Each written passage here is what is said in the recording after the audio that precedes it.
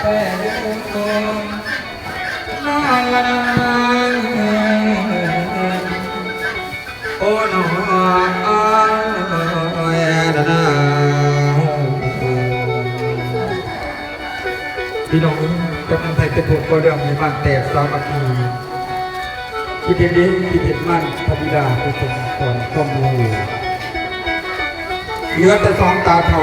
เรียงล้างหน่อยพี่น้องเลยมีอะไรจากไป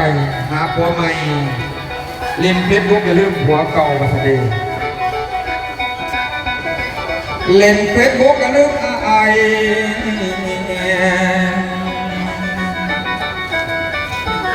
ไปหาสายมาคนใหม่ปล่อยให้นอนหนาวเฝ้าหัวใจอยู่บ่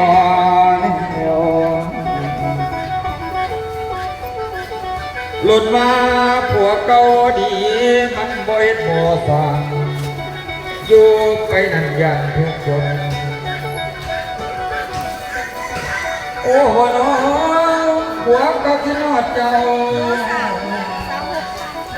เสียงดีหลายเนาะว่าเป็นหมอลำมืออาชีพเลย